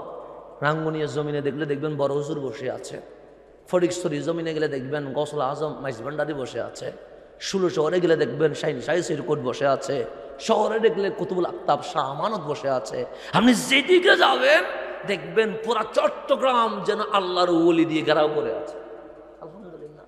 সেটার ফল কি পেয়েছেন? করোনা মহামারীর মধ্যে মানুষের যে ক্ষতি হয়েছে, চট্টগ্রামের মানুষের কি সেরকম কোনো ক্ষতি হয়েছে? হয় নাই। আল্লাহর ওলির ফয়জাত। এই যে বন্যা চলছে, এরকম বৃষ্টি হইলে মানুষ অনেক বেশি না, শুধু কিয়ামতই যাওয়ার কথা, সে জায়গায় এত বৃষ্টি হওয়ার পরেও দেখেন আমরা আলহামদুলিল্লাহ খাবারের সময় খাবার কি হয়ে যাচ্ছে, একটু কষ্ট হচ্ছে। আল্লাহ এভাবে পরীক্ষা নিবে, পরীক্ষা দেওয়া ছাড়া পাশ করা যাবে না। কিন্তু এই পরীক্ষা তো হবে, কিন্তু আল্লাহ কি পুরা বাস খালি উল্টাই ফেলছে? না না, পুরা সক্রিয়া কি নিয়ে গেছে না। আল্লাহ আমি কিছুটা পরীক্ষা নিচ্ছি, তুমি সুখের সময় যেমন আলহামদুলিল্লাহ বলেছ, তোমার বিপদের সময় সবর কিরকম আছে এটা আমি আল্লাহ পরীক্ষা নিব। লিয়াবলুয়াকুম আইয়ুকুম আহসানু আমালা, আমি দেখব কার আমল কত সুন্দর। আহসানু আমালা বলেছে, আকসারু আমালা নয়। আমল বেশি হইলে আল্লাহ খুশি না, আমল সুন্দর হইলে মালিক খুশি হয়ে যায়। একটা আমল বেশি হওয়া কপাল কালো করে ফেলছে, আল্লাহ বলছে এটা না আহসানু আমালা। তোর কপাল কালো করতে বলি নাই, আহসান করতে বলছি, সুন্দর করতে বলছি। একটা হচ্ছে কপাল কালো করা, আর একটা হচ্ছে আমল কি করা, সুন্দর করা। মালিক বলছে আমি আহসান কোনটা, ইসমে তফজিল, অতি উত্তম কোনটা এটা দেখতে চাচ্ছি। তো এখন আল্লাহর ওলি কারে কয়? আপনি বলুন আমি খুশিতে থাকলে বলি আলহামদুলিল্লাহ, বিপদে বললে বলি সবর, ধৈর্য। কারণ আল্লাহ আছে ইন্নাল্লাহা মাআস সাবিরিন। তো ওলি কারে কয়? সে ওলি কারে কয় জানো নি? কারে? সে সুখে শান্তিতে থাকলে তখন তো আলহামদুলিল্লাহ বলে, যখন বিপদে পড়ে তখন আলহামদুলিল্লাহ আরো বেশি বলা শুরু করে দেয়। এটা ওলি হয়ে যায়, সবর দিলে এটা বান্দা হয়ে যায়। আর যখন বিপদের সময় শুধু মালিকরে বলছে আলহামদুলিল্লাহ, আমার চেয়ে ভালো আর কেউ না। ইউনূস আলাইহিস সালাম সেই জন্য বলছে লা ইলাহা ইল্লা আনতা। মালিক কিসের বিপদ আবার, যেখানে তোমার জিকির আমার টুটের মধ্যে লেগে গেছে।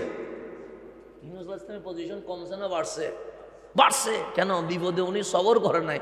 বিপদে উনি মাওলারে রাজি করার জন্য বিপদকে উনি আনন্দ হিসেবে বিবেচনা করে বলছে লা ইলাহা ইল্লা আনতা।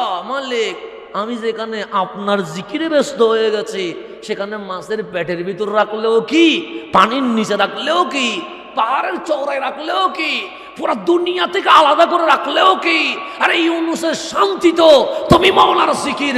আল্লাহ এমন পজিশন বাড়িয়ে দিয়েছে, কত ইউনুস চলে গেছে, কিন্তু মানুষ বিপদে পড়লে দোয়া ইউনুস ছাড়া কোনো উপায় নাই। সেজন্য আল্লাহ যেন আমাদেরকে বুঝার তৌফিক নসিব করে। এখন আসলে আমি যেখানে ছিলাম সেখানে চলে যায়, তাহলে আমাদের বিবেক আসে না নাই? আমি যখন বাচ্চা, মা না খাওয়াইলে খাইতে পারি না, বাবা পরিষ্কার না করলে পরিষ্কার হইতে, যুবক হইলাম এখন টকবকে যুবক, যাইতে পারি, করতে পারি, বসতে পারি, শুইতে পারি, বুড়া হইতে দেরি, এখন আবার বাচ্চার মোহতাজ হয়ে গেছে। বাচ্চা খাওয়াইলে খায়, বাচ্চা পরিষ্কার করলে পরিষ্কার হয়। আল্লাহ বলে বান্দার নিজের দিকে তাকা, বাচ্চা ছিলি, মা বাপ ছাড়া চলতে পারস নাই, বুড়া হইছস নিজের সন্তান ছাড়া চলতে পারস নাই, তো তুই একজন বান্দা হয়ে যদি একলা চলতে না পারিস, এই পৃথিবী কখনো আল্লাহ ছাড়া চলতে পারে? তো এটার নাম হচ্ছে বিবেক। বিবেক বলতেছে লা ইলাহা। সেজন্য ইমামে আজম আবু হানিফা রাদিয়াল্লাহু তাআলা আনহু বলছেন, আমাদের যিনি মাযহাবের ইমাম, অনেক মানুষ আছে যারা বন জঙ্গলে থাকে, যেমন ব্রাজিলের আমাজন জঙ্গলে যাবেন, সেখানে কিছু মানুষ থাকে যাদের সাথে সভ্যতার কোনো পরিচয় হয় নাই, দুনিয়ার মানুষের সাথে কোনো পরিচয় হয় নাই। এমন পরিচয় না হইলে তাদেরকে কোরআনের আয়াতকে শোনাবে, ইসলামের দাওয়াতকে দিবে। এখন যাদের কাছে ইসলামের দাওয়াত দেয় নাই, পৌঁছে নাই, তারা কি করবে? ইমামে আজম বলেন, নামাজ যদি না পড়ে সমস্যা নাই, কারণ নামাজের দাওয়াত পাই নাই। রোজা যদি না রাখে সমস্যা নাই, কারণ রোজার দাওয়াত পাই নাই। কোরআন যদি না পড়ে সমস্যা নাই, কোরআনের দাওয়াত পাই নাই। কিন্তু আল্লাহ যে বিবেক দিছে, ওই বিবেক দিয়ে সে গাছ দেখেছে, ফল দেখেছে, পশু দেখেছে, আসমান দেখেছে, সূর্য দেখেছে, সে গবেষণা করে বের করতে হবে জমিনের মালিক আছে, আসমানের মালিক আছে, আমার মালিক আছে, উনি লা ইলাহা। এতটুকু ঈমান আনতে হবে, না হইলে জান্নাতে যাওয়ার কোনো সুযোগ না। এটা দাওয়াত না বুঝলেও ঈমান আনতে হবে। দাওয়াত যদি নাও পৌঁছে, তাহলে বিবেক দিয়ে গবেষণা করতে হবে। কারণ বিবেক দিয়ে গবেষণা করলাম লা ইলাহা, কিন্তু আমার বিবেক এখানে থেমে গেছে। কোথায় গেলে আল্লাহ রাজি আমি জানি না, কোথায় গেলে আল্লাহ নারাজ আমার বিবেক জানে না, কি করলে মাওলা খুশি আমি জানি না, কি করলে মাওলা নাখুশ আমি জানি না। আল্লাহ বলে, বান্দারে কি ভাবতেছস? আমি বলে, মালিক আমার এই আসমান জমিন দেখে এটাই প্রমাণ হয়েছে আসমানের মালিক জমিনের মালিক আছে, উনি লা ইলাহা ইল্লাল্লাহ। কিন্তু কি করলে তুমি খুশি আমি জানি না, কি করলে তুমি নারাজ আমি জানি না, কোথায় গেলে তুমি খুশি আমি জানি না, কোথায় গেলে তুমি নাখুশ আমি জানি না। আল্লাহ বলে, টেনশন নাই, তোর ব্রেন যেখানে থেমে গেছে সেটা থেকে উদ্ধার করার জন্য কাদ জাআকুম মিনাল্লাহি নূর ওয়া কিতাবুম মুবিন, আমি মা আমেনার ঘরে রহমতুল লিল আলামিনকে দিয়ে দিয়েছি, কালিয়াতে নয়, লৌহে মাহফুজের কোরআন সহ। মা আতাকুমুর রাসূল ফাখুযুহু, নবী যা দে তা নেয়, ইউহিল্লু লাহুমুত তাইয়্যিবাত, নবী যা হালাল করে তা গ্রহণ কর, ওয়া ইউহাররিমু আলাইহিমুল খাবায়েস, আমার নবী যা হারাম করে তা ছেড়ে দেয়। এক কথায়, লাকাদ কানা লাকুম ফি রাসূলিল্লাহি উসওয়াতুন হাসানা, আমার নবীর মতো যদি সাজতে পারো, আমি মালিক তোমার উপর খুশি হয়ে যাব। তাহলে সাজার জন্য যিনি মডেল, ওনার নাম রহমতুল লিল আলামিন। আমি যেখানে ছিলাম সেখানে বললাম, এই বাচ্চাগুলো এসেছে কার প্রেমে? আল্লাহ এবং রসুলের প্রেমে। মুসা আলাইহিস সালাম, যার কথা কোরআন শরীফে অনেক বেশি আলোচনা করেছেন, রব্বুল আলামিন, উনি বেশি গরম ছিলেন। আল্লাহ বলেন, মুসা ফেরাউনের কাছে যাও। কালিম বলেন, মালিক বদমাইশের কাছে কেন যাব, যে বলছে আনা রব্বুকুমুল আলা। আল্লাহ বলেন, আপনি যাবেন, কারণ সে হাসরের ময়দানে বলবে, কোনো নবী আমার কাছে আসে নাই, কোনো রসুল আমার কাছে আসে নাই, যদি আসতো আমি ঈমান আনতাম। এটা কালকে আপনার বিরুদ্ধে সে দাঁড়িয়ে যাবে, আপনি যান। তবে যাওয়ার পরে গরম হইয়েন না, সে কখনো গালি দিবে, বকা দিবে, ধাক্কা দিবে, বের করে দিবে, আপনার সামনে চিৎকার করে বলবে আনা রব্বুকুমুল আলা, কিন্তু আপনি গরম হবেন না। কৌলে লাইন, নরম ভাষায় দাওয়াত দিবেন। কেন? আর গলা কেটে ইসলাম হয় না, গালি দিয়ে ইসলাম হয় না, পাথর মেরে ইসলাম হয় না, বুকে নিয়ে আদর করে ভালোবাসা দিয়ে ইসলাম প্রচার করতে হয়। ভালোবাসা দিয়ে ইসলাম কি করতে হয়? সেজন্য ইসলামের মধ্যে সুন্নিয়ত চিনতে গেলে দুইটা জিনিস মনে রাখবেন। শুধু গালি দেওয়ার নাম সুন্নিয়ত না, গরম ওই মাইক ফেলাই দেওয়ার নাম শুননি অনেকে মনে হয় এটা জজবাই মনে ঠিক আছে মাল্লা মাইকি বিক্রি করে ফেলাইলে দাম করে ফেলাই দিবে ফেলাইলে যত বেশি গাড়ি দিতে পারে মনে হয় দিবে মনে হয় আলহামদুলিল্লাহ দুনিয়ার বড় মুজাদ্দিদে জামান আগেই মনে হয় না না গালি দেওয়ার নাম সুন্নিয়ত নয় সুন্নিয়ত কারে কয় আকীদায় করা হবেন আকীদায় কি করা হবেন আদর্শে নরম হবেন এটা নাম সুন্নিয়ত আকীদায় করা হবেন আলাপে আলোচনায় বসায় চাল চলনে কি হবেন নরম হবেন এটার নাম কি সুন্নিয়ত আকীদা ছাড়া যাবে না যেটা আসবে আসুক আকীদা লড়বে না এটা হচ্ছে করা আমার আকীদা আমি কাউরে দিব না এটা হচ্ছে করা কুলিয়া আইয়ুহাল কাফিরুন লা আবুদু মা তাবুদুন আবু জাহেল না তো 14 গোষ্ঠী যদি আমার এখানে আসি বসি থাকে আমি তোমার রবের কি করব না ইবাদত করব না আকীদায় করা কিন্তু যখন আদর্শে তখন আমার নবীর মতো নরম এই পৃথিবীতে আর কেউ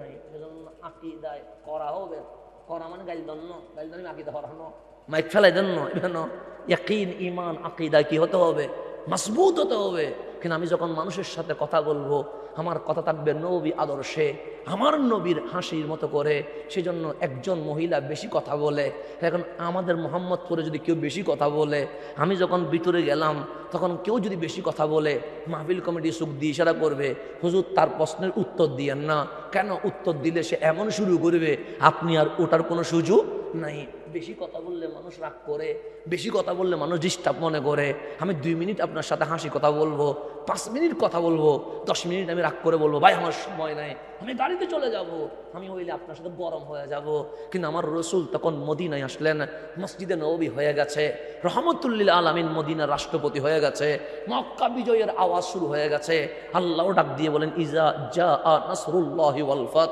হাবিব আর কোনো টেনশন নাই বিজয় অচিরেই আপনার মাথার উপর চলে এসেছে আমার নবী শুধু বিশ্বের মধ্যে প্রেসিডেন্টদের কাছে চিঠি লিখছে কত ব্যস্ত সময়ে আপনি রাঙ্গুনিয়ার এমপিকে খুঁজে পাইতে 7 দিন লাগবে কারণ উনি ব্যস্ত যদি মন্ত্রী হয় উনি আরো বেশি ব্যস্ত যদি প্রধানমন্ত্রী হয় ওনাকে 5 বছরে টর্চলাইট দিয়ে খুঁজে পাওয়া সাধারণ মানুষের পক্ষে সম্ভব নয় আর আমার নবী শুধু মদিনার রাষ্ট্রপতি নয় সমগ্র বিশ্বের প্রেসিডেন্টদের কাছে ইসলামের দাওয়াত দিচ্ছে মদিনার সমস্ত সন্ধি আমার নবী স্বাক্ষর করছে এমন ব্যস্ত সময়ে রহমতুল্লিল আলামিন মসজিদে নবী বারান্দায় বসে রাষ্ট্রীয় কাজ যখন করছে এক মদিনার বেশি কথা বলা মহিলা আসলেন নবীর দরবারে ডাক দিলেন ইয়া রাসূলুল্লাহ আমার নবী তার দিকে ফিরলেন আমাকে যদি হুজুর ডাক দে আমি এভাবে করে ফেলবো কিন্তু পুরো শরীর ফিরাবো না আপনি যদি ডাক দেন মোবাইল ইউজ করতে করতে বলেন না শুনতেছি যদি আপনি ডাক দে এদিকে কথা বলতে বলতে বলবো আপনি বলেন আমি শুনতেছি কিন্তু আমার রাসূলুল্লাহ যখন কেউ ডাকতেন শুধু চেহারা ফিরাইতেন না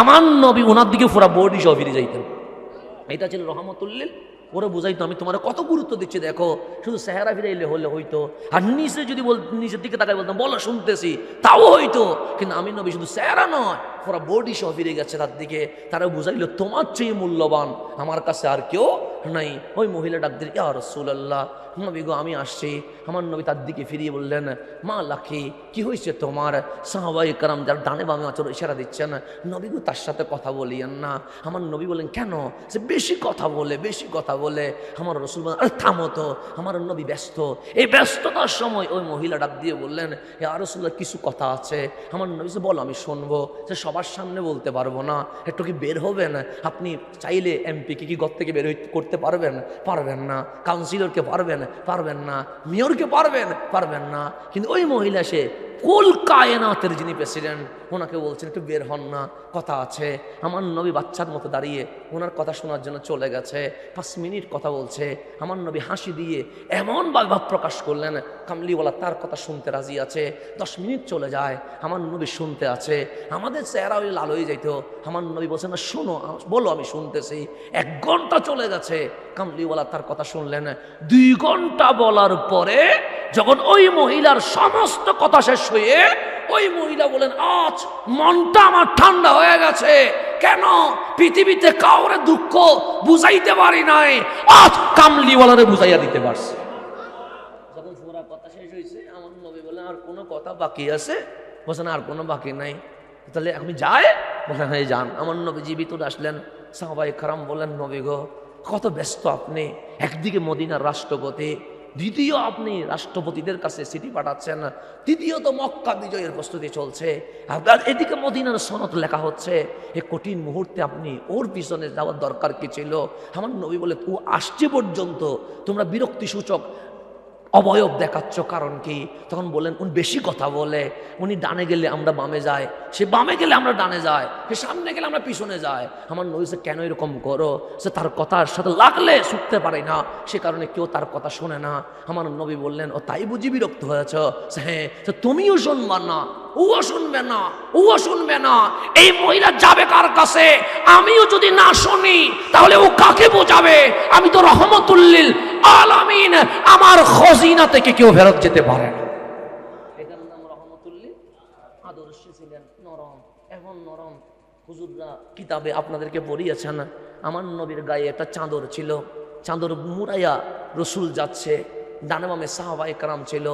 এক আরব্য গ্রাম্য লোক আদব কাকে বলে জানে না, আদব কিরকম এটা জানে না। যেন আপনাদেরকে মাদ্রাসায় শেখানো হয় উস্তাদের সামনে কিভাবে বসতে হয়, কিভাবে দাঁড়াইতে হয়, মসজিদে কিভাবে ঢুকতে হয়। কারণ আরব্য গ্রাম্য লোক, তখন জাহেলিয়তের জামানা, তারা কি বুঝবে ডানে কিভাবে হাঁটবে, বামে কিভাবে হাঁটবে। রসুলের পাকের পিছনে এসে আমার নবীর গায়ে চাদর মোড়ানো ছিল, চাদর ধরে এমন টান দিয়েছে আমার নবীর চাদরের মধ্যে গলা আটকে গিয়ে নুরানি বদন দাগ হয়ে গেছে, লাল হয়ে গেছে। আমার গা যদি কেউ এভাবে টান দেয়, আমি যদি ব্যথা পাই, আমি জীবনে কখনো তার সাথে ভালো ব্যবহার করবো না। কিন্তু আমার নবীকে এমনভাবে টান দিলেন, গলার মধ্যে দাগ পড়ে গেছে। আমার রসুল পিছনে থাকাইয়া দেখলেন এক আরব্য গ্রাম্য লোক রসুলের চাদর ধরে টান দিয়েছে, নবীর গলায় ব্যথার দাগ বসে গেছে, রক্ত জমাট হয়ে গেছে। আমার নবী পিছনে হাসি দিয়ে ডাক দিয়ে বললেন, ইয়া রজুল, হে পুরুষ, কিছু লাগবে তোমার? উনি বললেন হ্যাঁ লাগবে। কি লাগবে? আল্লাহ তো আপনারে অনেক কিছু দিছে, আমারে কিছু দেন। আমরা হইলে কত অনুনয় করে মানুষকে খুঁজি, 2 টাকা ভিক্ষা দেন, 5 টাকা দেন, খাওয়ার কিছু নাই, খিদা লাগছে। এমন ভাবে রসুল কাজ করতে যেন মনে হচ্ছে রসুল থেকে কিছু পায়। আল্লাহ আপনার অনেক কিছু দিছে, আমার কিছু দেন। এমন ভাবে বলছে, সাহাবায়ে কেরাম বলছে আমাদের মাথা পর্যন্ত গরম হয়ে গেছে। কিন্তু আমার নবী হাসি দিয়ে বলছে, আবু বকর, এখানে অনেক হাদিয়া আছে, সব হাদিয়া তারে দিয়ে দাও। এটার নাম ছিল রহমতুল্লিল আলামিন। আমার নবী এত নরম ছিলেন। ইমামে আলী, বাচ্চারা মাঝে মাঝে কথা বলতে একটু কেউ কারো কথা দ্রুত ফুটে, কারো কথা আস্তে ফুটে। কেউ 2 বছরের মধ্যে আম্মু আব্বু যাবো হাঁকাবো বলতে পারে, আবার কারো 4 বছরের মধ্যে ভালো করে কি করতে পারে না, কথা বলতে পারে, তুতলায়। ইমাম হাসান কথা খুব তাড়াতাড়ি বলতে পেরেছেন, 2 বছরের মধ্যে কথা বলতে পারছেন। কিন্তু ইমামে আলী মাকাম সৈয়দুশ সোহদা ইমাম হুসাইন কথা বলতে গিয়ে একটু কি করতেন, বাঁচতেন, মানে অনেক কথা বলতে গিয়ে একটু সময় লাগছে। অনেক বাচ্চা 1.5-2 বছরে পারে, আবার অনেক বাচ্চা 3-4 বছরে পারে, এরকম দেরি হয় কি হয় না? হয়। তো ইমাম হাসানের কথা বলা তাড়াতাড়ি হয়েছে, ইমাম হুসাইনের কথা বলা আস্তে হয়েছে। তো আমার নবী মসজিদে নববীতে বসে আছে, সাহাবায়ে কেরাম কথা বলছে, কামলিওয়ালা শুনছে। এমত অবস্থায় ইমাম আলী মাকাম ইমাম হুসাইন তখন মাত্র 4 বছরের বাচ্চা, আমার নবীর এইভাবে করে ডাক দিলেন। আমার রহমতুল্লাহ আলামিন হুসাইনের দিকে ফিরে গেছে। হুসাইন কথা বলছে কিন্তু কথা বেজে যাচ্ছে, কি বলতে চাচ্ছে পুরো সেন্টেন্স বলতে পারছে না, অনেকক্ষণ চলে গেছে। আমার কামলিওয়ালা হুসাইনের দিকে তাকিয়ে আছে। হুসাইন বলো, আমি শুনছি, সমস্যা নাই, সময় লাগলেও আমি বিরক্ত হচ্ছি না, অনেকক্ষণ হয়ে গেছে। সাহাবায়ে কেরাম আফসোস করছে, এই আলীর ঘরে, ফাতেমার ঘরে ইমামে আলী মাকাম আসলো কিন্তু কথা বলতে কষ্ট হচ্ছে, নেগেটিভ চলে আসছে। আমার কামলিওয়ালা বলছে, হুসাইন একটু তুতলিয়ে কথা বলছে, সেটা তোমরা মনে করছো খারাপ। আরে না না, সে আমার ভাই মুসা আলাইহিস সালামের গুণ পেয়ে গেছে। কিভাবে পজিটিভ করে দিয়েছে দেখেন। আমরা বলে বলতে এটা হতাম না পারে, এরকম বলতাম না। রসুল দেখেন কিভাবে পজিটিভ করতেছেন, ইমাম আলী মাকামকে বলতেছেন। আমরা বললাম আজও হতাম না, 4 বছর গিয়ে গই এমন তো তেললাম কর, আমরা বললে কত কিছু বলতাম। কিন্তু রসুল দেখেন কিভাবে নেগেটিভ পজিটিভ বানাই ফেলে। ডাক দিয়ে আমার হুসাইনকে তোমরা কখনো এটা মনে করিও না যে হুসাইনের কথা বলতে কষ্ট হচ্ছে না। আমার হুসাইন আমার ভাই মুসার সিফত পেয়ে আছে। কালিম যখন কথা বলতেন তো তুতলাইতো, ওই কালিমের সিফত আমার আল্লাহ আমার হুসাইনের ভিতরে দিয়ে দিয়েছেন। রসুলের পাক এইভাবে করে মানুষকে মূল্যায়ন করতেন। রসুলের পাক এটাই ছিল রসুলের আদর্শ। সেজন্য আকীদায় করা হবে, আদর্শে কি হবে, নরম হবেন। আকীদা সাথ দেওয়া যাবে না, দর্শে নেই হবে হুসাইনি হুসাইনি, এখানে কোটি টাকা দিয়েও এক বিন্দু লাড়তে পারবে না। জান নিলেও হুসাইনি থেকে কখনো সরাইতে পারবে না। এটা তোমার আকীদা, আমার আকীদা লড়বে না। আমি কখনো বাতিলের সাফায় গাইব না। আমার আদর্শ দেখে বাতিল আমার আকীদার পক্ষে কথা বলতে বাধ্য হয়ে যাবে। এটা হচ্ছে আকীদা। সেই জন্য আলহামদুলিল্লাহ আপনাদের দোয়ায় এরকম অনেকের জবান থেকে হক কথা বের করে নিয়ে আসছে। অনেকে বলছিল সুন্নি মানে ডায়াবেটিস বেশি, ডায়াবেটিস নাই মিষ্টি খায়। সুন্নি মানে কি নাই? ডায়াবেটিস নাই, কি খায়? মিষ্টি খায়। এইরকমও বেয়াদবদের মুখ থেকে বের করেছে আহলে সুন্নাত ওয়াল জামাত মানে সাহাবায়ে কেরামের তাজিম, আহলে বাইতের গোলাম। বের করেছে আলহামদুলিল্লাহ, বের করেছে। কিন্তু আমরা বাতিলের পক্ষে কখনো সাফাই গাই নাই। আমাদের পাশে বসে বাতিলরা বলতে বাধ্য হবে সুন্নিয়তেই হক, এর বাইরে আর কোনো হক থাকতে পারে না। আমাদের পাশে বসে আমাদেরকে হক এটা বলে যেতে হবে। আলহামদুলিল্লাহ এটা আমরা পেরেছি, আলহামদুলিল্লাহ। আমরা বাতিলের মুখ থেকে সুন্নিয়তের কথা বের করেছে। এটা যে ওর ভিতরে কি আছে এটা আল্লাহ এবং রাসূল জানে, কিন্তু অন্তত এটা বের করতে তো পেরেছে। কথা ঠিক না? আলহামদুলিল্লাহ আকীদা 100তে 100 কি থাকতে হবে? করা থাকতে হবে। আদর্শে কি থাকতে হবে? নরম। আমার আদর্শ দেখে যেন বলতে পারে না উনি হক, হক ওনার সাথে যদি হক না থাকতো ওনার আদর্শ কখনো এরকম কি হইতো না। কে চিল্লায়? যার কাছে দলিল নাই। যেমন জায়গা, একজনের কাছে কাগজ আছে, আরেকজনের কাছে কি নেই? কাগজ নাই। যখন জায়গা নিয়ে মারামারি বাজে, দুই পক্ষ তার সঠিক না। কাগজ এটা কয় পক্ষের হবে? দুই পক্ষের হবে। এখন দুই পক্ষ বাজে গেছে, ও বলে আমার, ও বলে যার কাছে এভিডেন্স আছে ওর আওয়াজ কম। খেয়াল করে দেখবেন, যার এভিডেন্স নাই এর চিল্লানি বেশি। বেশি দেখবেন কেন? তার কি নাই? কাগজ নাই, সে চিল্লাইয়া দখল করতে চায়। সেজন্য যার কাছে এভিডেন্স চুপ থাকে, মামলা করলে করা। আমি আদালতে কি করব? সঠিক কাগজ উপস্থাপন করবো, চিল্লাই না, আওয়াজ কর। কিন্তু যার জায়গা নয় জোর করে দখল করতে চায় তার আওয়াজ কি হবে? বেশি হবে। তা আমরা তো আহলে সুন্নাত ওয়াল জামাত, ডকুমেন্টস আমার পক্ষে, কোরআন আমার পক্ষে, বুখারী আমার পক্ষে, মুসলিম আমার পক্ষে, সিয়াসিত্তা আমার পক্ষে, 1500 বছরের হিস্টোরি ওদের পক্ষে নয়, সবটাই আমাদের পক্ষে। আমাদের পক্ষে যখন আছে, আমাদের আসিলার দরকার আছে। আমরা জাস্ট বুখারী, তুমি কি মানবা? বুখারী মানবা, আসো মূল কিতাব নিয়ে আসো। কোনটা সমস্যা তোমার? কোন আকীদা লাগবে? বুখারী শরীফের সমস্ত আকীদা আহলে সুন্নাত ওয়াল জামাতের পক্ষে বিস্তারিত লেখা আছে। প্রথম পৃষ্ঠা থেকে একদম কালিমাতানে খবিবাতানে পর্যন্ত উল্টান সব কথা আমার পক্ষে লেখা আছে। যদি বলেন আমি ইতিহাস করবো, সেটা সালাউদ্দিন আইয়ুবী হোক, সেটা মাইনুদ্দিন চিশতি হোক, সেটা কুতুবউদ্দিন বখতিয়ার কাকি হোক, সেটা নাসিরুদ্দিন সিপা সালাহ হোক, আপনি 1500 বছরের হিস্ট্রি যদি খোলেন, ইসলামের ইতিহাসের বিজয়ের পিছনে সবাই এক একটা আহলে সুন্নাত ওয়াল জামাতের ইমাম ছিল। আপনি সেটা এলামে ইমাম গাজ্জালী বলেন, সুফিয়তের মধ্যে হযরতে মুহিউদ্দিন ইবনুল আরবী বলেন, অথবা পৃথিবীর ইতিহাসে সালাউদ্দিন আইয়ুবী বলেন, সবগুলোই আহলে সুন্নাত ওয়াল জামাতের এক বিশাল বিশাল কি ছিলেন? আকাবের ছিলেন। আমি কোন দিকে নিয়ে আসবো? যদি জ্ঞান জগতে কাদ্দলের মানুষ, তখন বলবো হুজ্জাতুল ইসলাম ইমাম গাজ্জালী। যদি বলেন তরিকতে কাকে বলবা, তখন বলবেন মুহিউদ্দিন ইবনুল আরবী। যদি খেলাফতে কাকে বলবা, তখন বলবেন হযরতে নাসিরুদ্দিন সিপা সালাহ বলতে পারেন, হযরত সালাউদ্দিন আইয়ুবী বলতে পারেন। এই যে আল আজহার ইউনিভার্সিটি নিয়ে গর্ব করছেন, এটা বানাইছে শিয়ারা, ফাতেমিরা, তো শিয়াদের ছিল। কিন্তু আমার সালাউদ্দিন আইয়ুবী দখল করে এই 1000 বছর আগে এই আল আজহারকে আহলে সুন্নাত ওয়াল জামাতের আকীদার উপর ভিত্তি দিয়ে দিয়েছেন। আমার বাংলাদেশে অনেক ইসলামী দল বলেন আমরা সালাউদ্দিন আইয়ুবী চাই, শুধু মুখে বললে হবে না, সালাউদ্দিন আইয়ুবীর আকীদা কি সেটা নিতে হবে। ওনার 80 জন সেনাপতি ছিল। কয়জন? 80 জন। বাংলাদেশের সেনাপতি কয়জন? একজন। সালাউদ্দিন আইয়ুবী তো একটা দেশের না, অনেক দেশের বাদশাহ।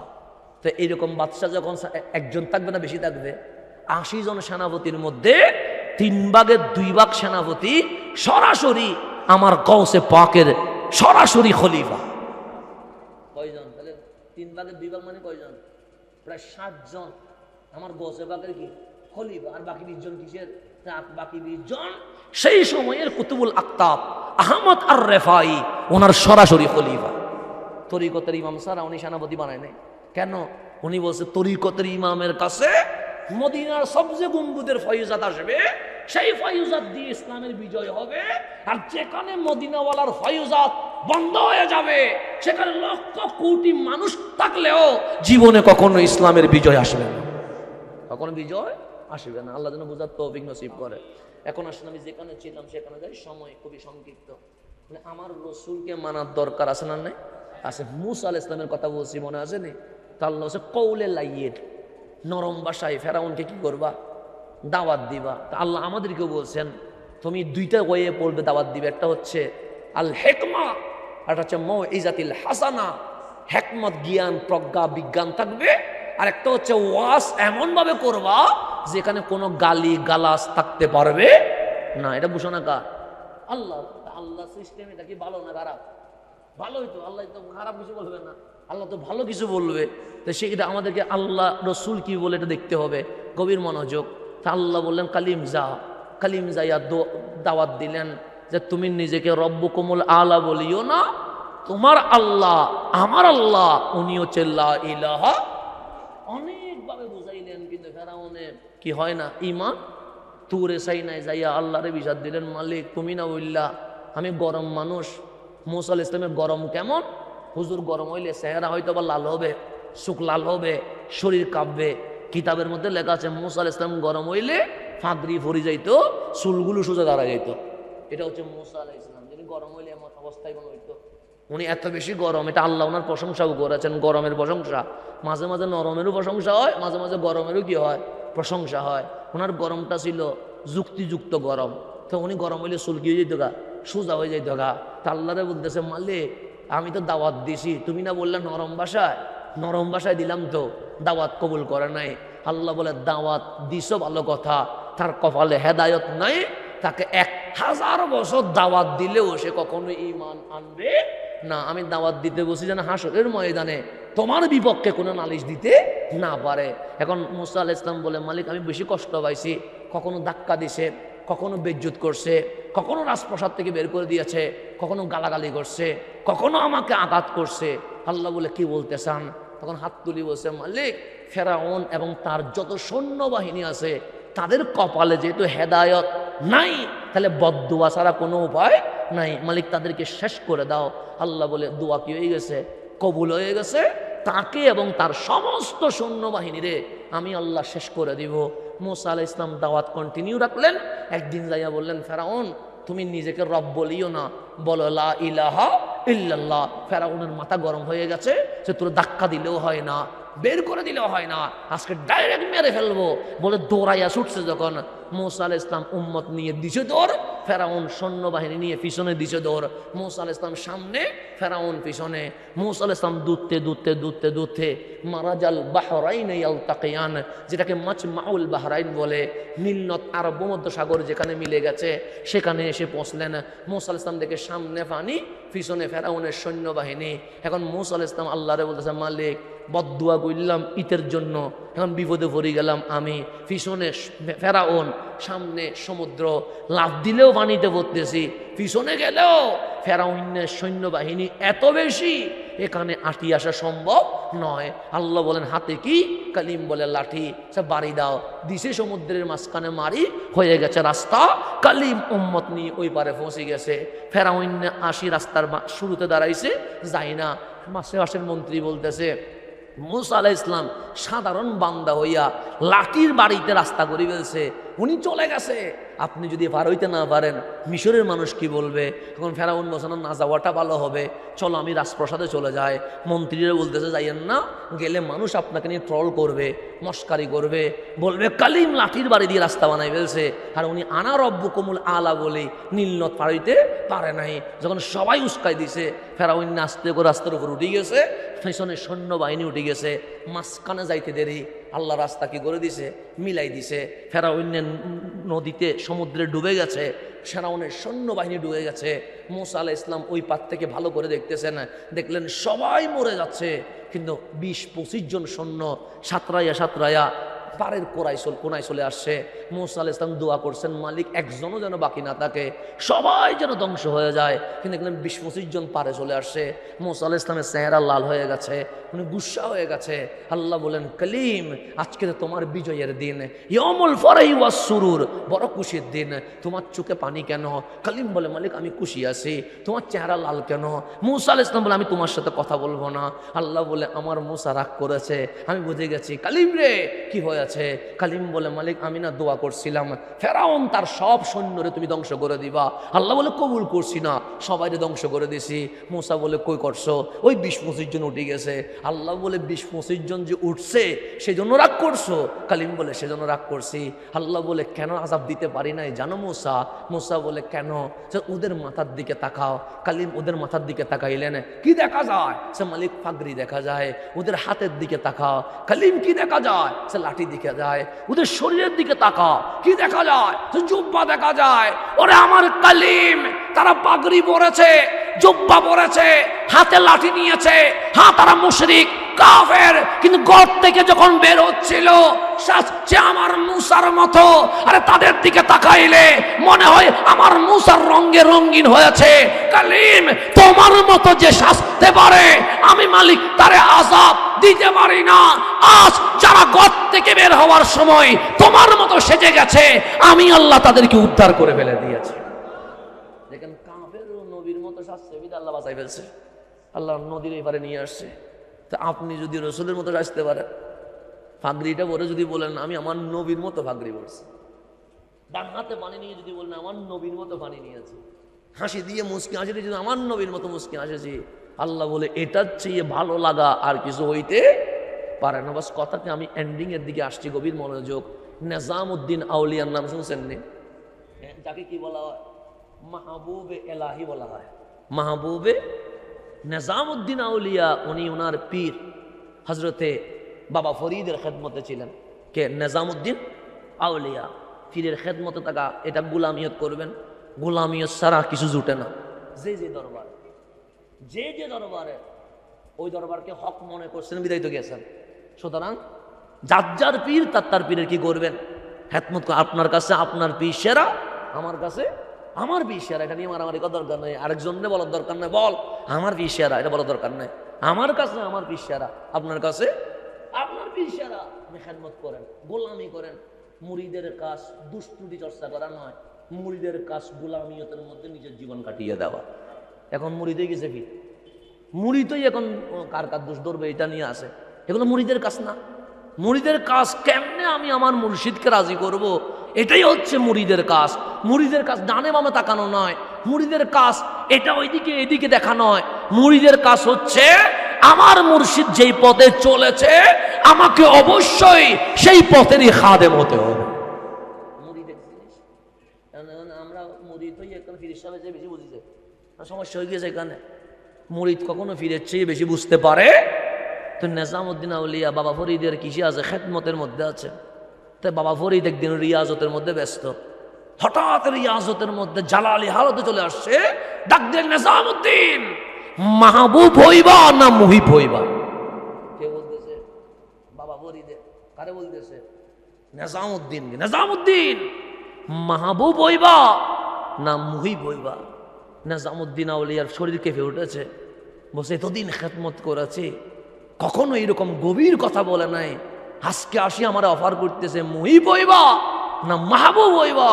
নিজামউদ্দিন বলতেছেন, আই বাবা ফরিদ, আমার মা এখনো বেঁচে আছে, যদি আমারে সুযোগ দেন আমি একটু মার কাছে যাব, আমার মারে জিজ্ঞেস করব আমার পীর আমাকে অফার করেছে মুহিব হইবা না মাহবুব হইবা।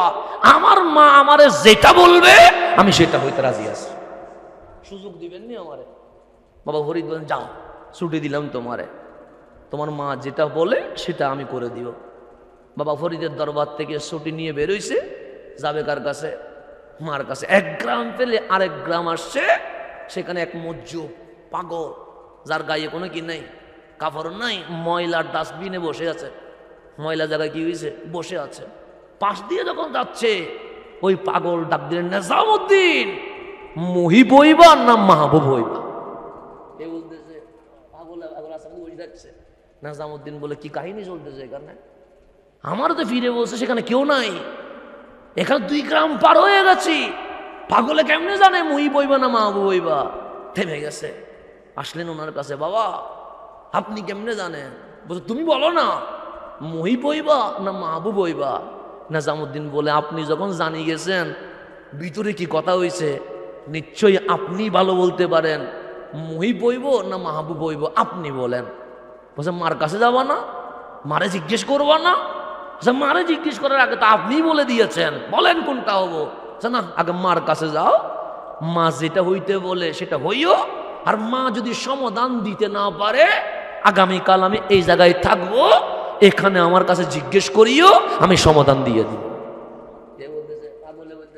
নিজামুদ্দিন চলে গেছে, মারে গিয়ে বলেন মা আমার মুর্শিদ আমার দিকে তাকিয়েছে। সে কি হয়েছে? আমি খেদমতে ব্যস্ত। হঠাৎ করে বাবা ফরিদ বললেন মুহি বইবা না মাহবুব বইবা? আমি বললাম মারে জিজ্ঞেস করি। বাবা ফরিদ বললেন যাও জিজ্ঞেস করো। কিন্তু মা রাস্তার মধ্যে একটা ঘটনা ঘটে গেছে। কি ঘটনা? এক মজ্জুব আল্লাহর ওলি, আমি যখন ওনার রাস্তা দিয়ে হাঁটে যাচ্ছি উনি বললেন নিজামুদ্দিন মুহিব হইবা না মাহবুব হইবা? তো মা বলছে নিজামুদ্দিন ওনাকে জিজ্ঞেস করো নাই? সে করছি। উনি কি বলছে? সে মারে জিজ্ঞেস করো, মা যদি বলতে না পারে আমার কাছে আসিও।